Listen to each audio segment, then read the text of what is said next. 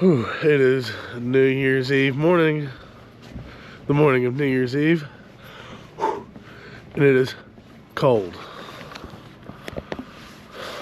Turn the blinding lights off. It is a crisp 37 degrees this morning, and we are getting ready to rock and roll.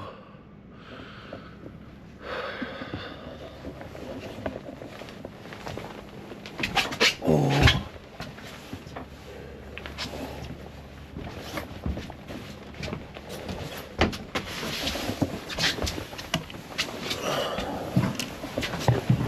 Let there be light.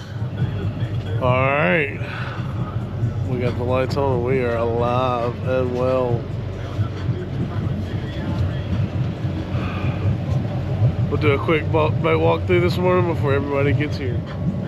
Awesome pipe work done by Vincent over at Saltwater Fabrications. Pulling the shaky baits.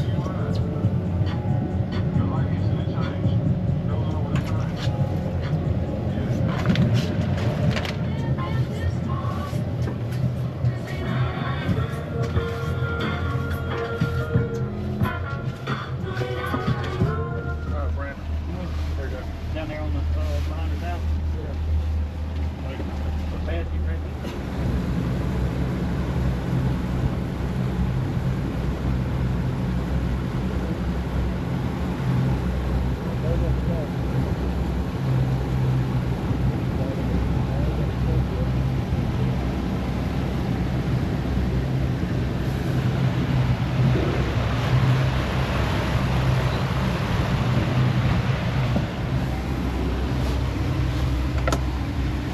I appreciate it, buddy. We'll see you later. Alright, man. Y'all have a good day out there. Hey, yeah, Happy New Year. Hey, back at you, back at you. Hope y'all have a great one. All right, y'all ready to roll?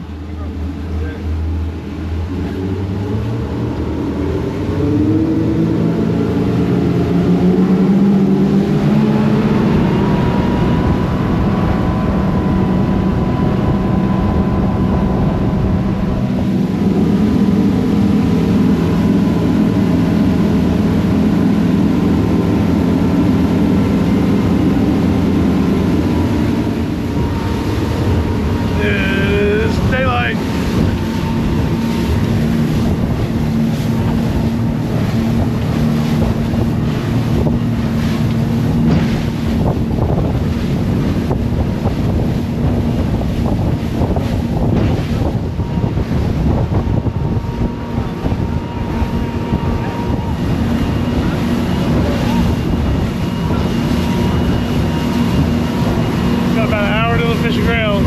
That's game on.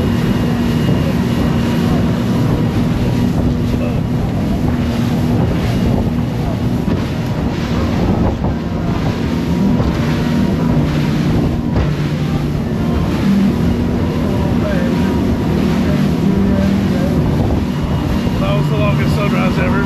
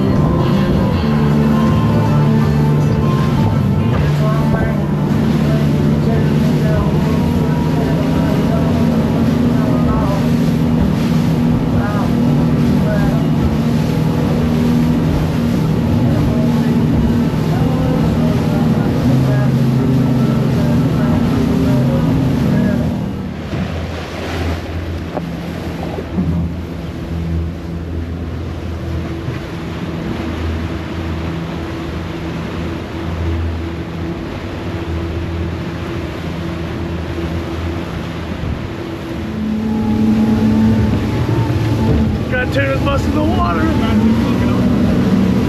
About to run them down the Topwater to them.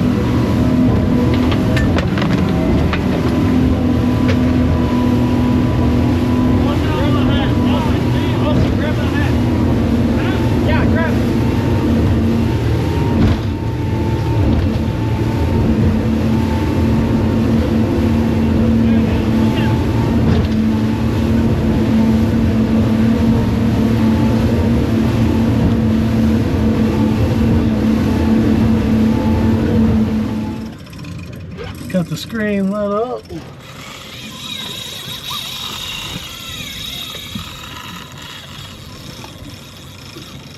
That might be the right one. This somebody's about to take me off the damn boat. Come on, you got it. Get him, Alan. Don't let him look. You work him up to the front of the boat where you can get around the bow. There you go. Little boots on the end of the rod. Oh yeah. There you go. Did you find that little small, little red belt, Alan? That's fine.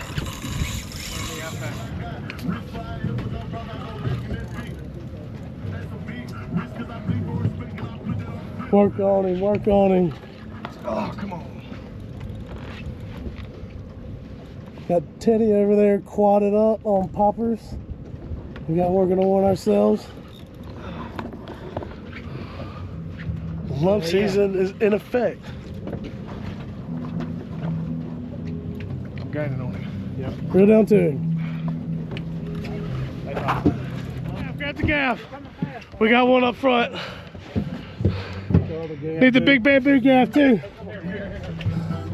Got another one on the popper right here. This one ate at the boat.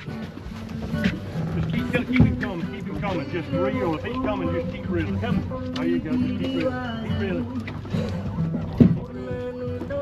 Keep reeling right there. No pressure, don't lose this 100-pound thing. Don't. Fuck it up, I'll shoot. We'll be swimming home. I'm jumping in on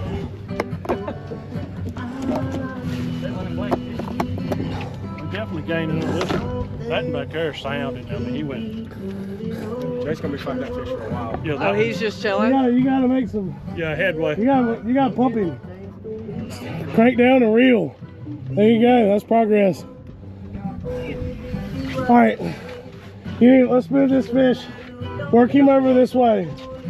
Work him over this way around to the right side of the boat. Made a heck of a run back there. Good shit right here.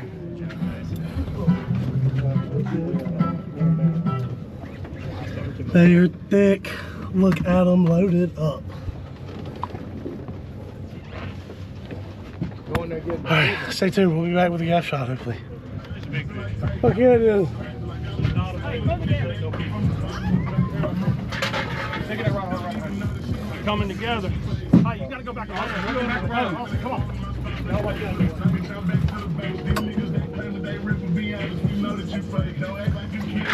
He's bleeding too, so we just take our time and he'll gas out.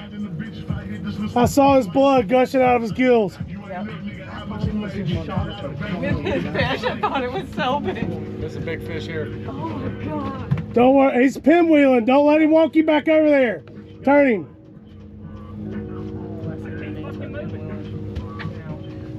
Just watch the line on the boat too. Get in that other one. Back up. We got a fucking giant under us. Shark there on top of him. He's about to get shark though. I bet he's at least 190.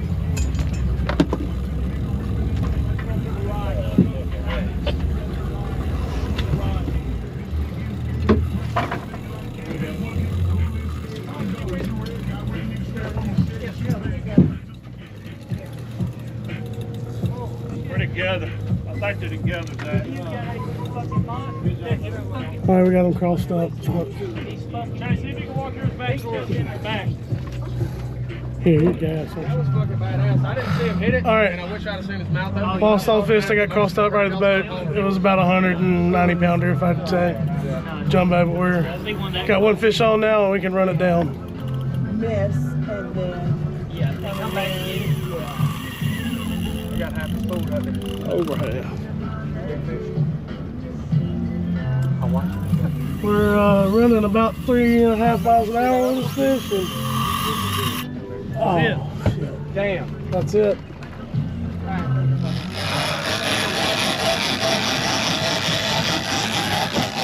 All right, somebody ready to go.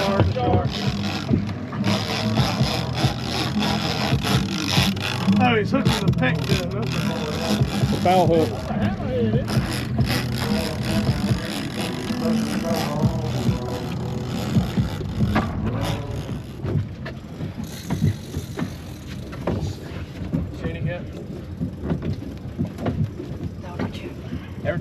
wide it was right. Alright, y'all move that fish to the bow. Unclip that from her. Now pick it up out of the rod holder for her, and y'all gotta move it to this center rod holder. Y'all gotta get out of that corner. There you go. No, one more over. There you go. Lock her in. Get it square and lock it in. Locked in. Okay, yeah, there you go. Alright, Chase, you ready? Doubled up on them. Ready? Alright, 0 for 4 so far. Let's see if this was the right one.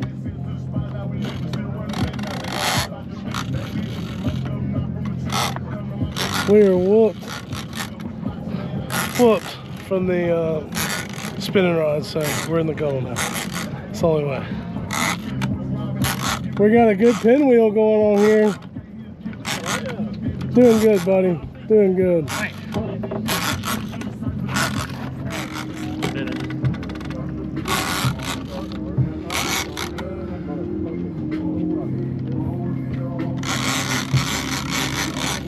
Shark over there too. No way.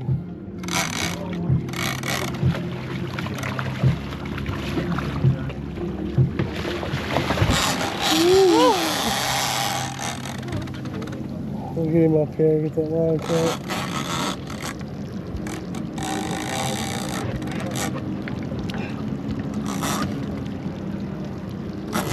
He's good, he's coming back.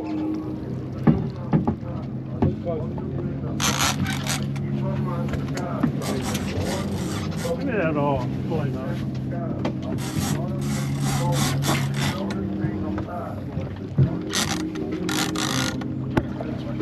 Try. Pick it up a little bit. Gotta pick it right up on the rubber. No, you good, you good. Good.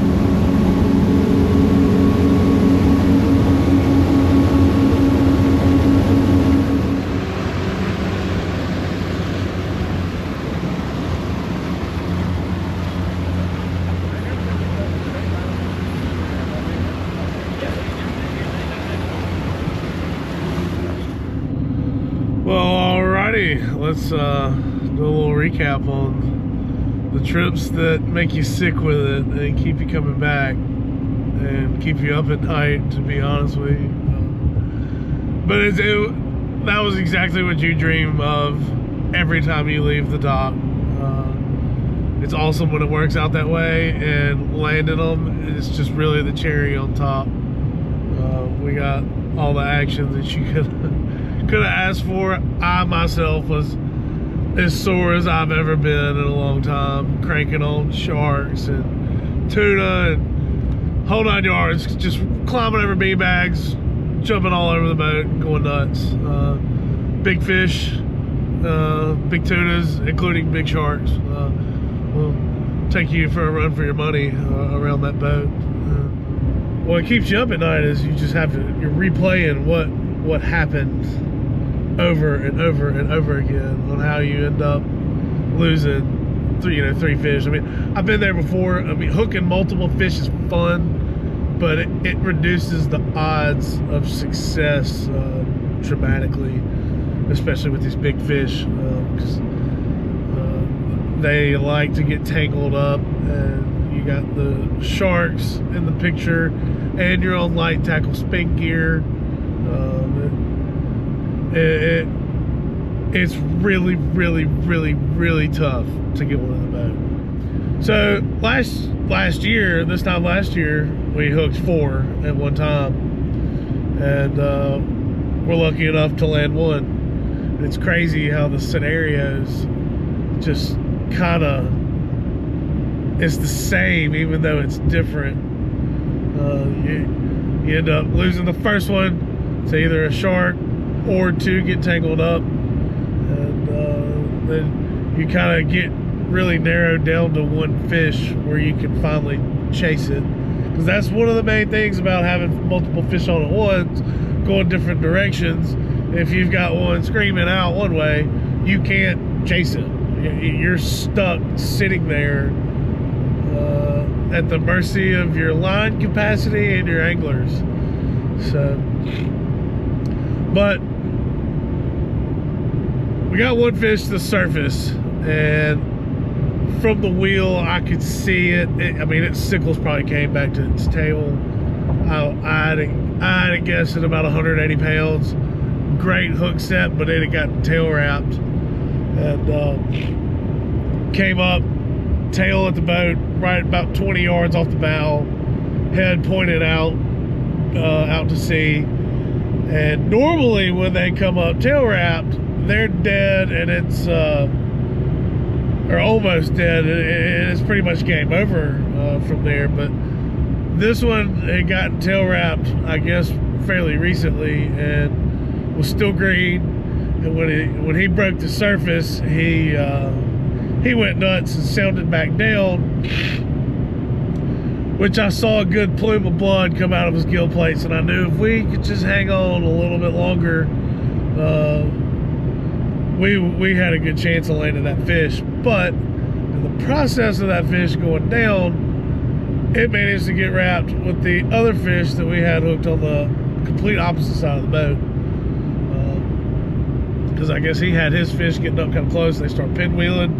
And man, when you get fish circling in circles at the same time, when one circle gets crossed, you can get a line wrapped multiple times. And especially being on spin gear with, like, you know, your short leader, you're wrapping braid together and not heavy mono, so your chances go down very quickly at that point. And we had actually managed to get unwrapped initially in the beginning of the fight successfully, got the fish separated, but unfortunately they found each other again.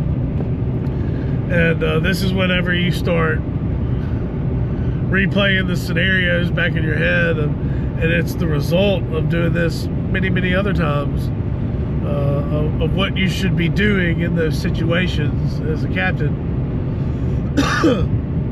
And I could look at the rod tip of the fish that we haven't seen yet, and I could tell, I could watch the rod tip and see the wrap and see that they had been wrapped up pretty good. And as the fish were running and pulling drag, I could see the line making the rod a little jittery. You know, it wasn't the natural tail beats of the tuna that we're looking at.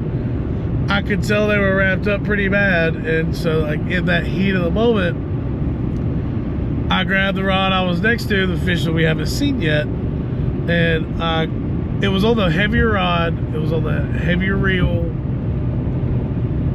I knew the other one was tail wrapped. I didn't know where it was, and I knew that if we got down to 1 fish, we could land it. So in that heat of the moment, I grabbed the drag washer on top of the spinner reel, backed it off, let the fish run. He was already kind of freaking out and not feeling too happy. Let off the pressure. He took off, and it just, in my mind, just like clockwork, it worked. I mean, that's weird to say, because it didn't work because it cut off the other fish. But, like, as I say, it worked because I knew that was about to happen. as bad as I could tell that the lines were wrapped. And so that fish sounds down, burns through the other braid, cuts it off, and then I'm like, well, hey, okay, that kind of sort of went to plan. And I felt a sigh of relief when I lost that fish, because I was like, man, it's time to get down after this last boat. And we were running like 3 miles an hour, 4 miles an hour, trying to run this fish down. The line, the braid is making a wake in the water as we're trying to run it down. And I don't know if the line hit a rock or something or what, but I mean, we had got situated into the last fish, running it down for, I mean, maybe 3 minutes, and it made the good long run. It was way scoped out. That's why we're trying to run it down, and that's when, in my experience, when that fish gets way scoped out, makes that long run, that's when that tail wrap happens. And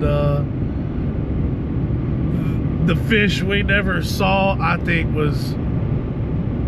he was a man, because that leader, he cut the line, because when he got tail wrapped, he was wrapped in braid. And I mean, I know we had a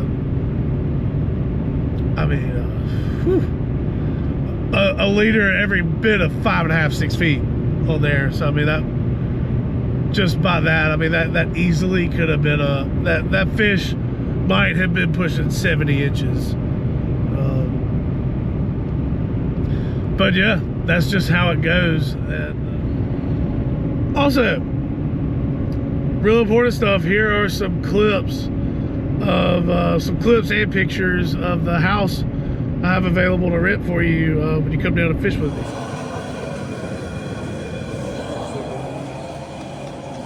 I've never liked oysters. Oh, these motherfuckers are so good. Never have. I don't like the damn slimy.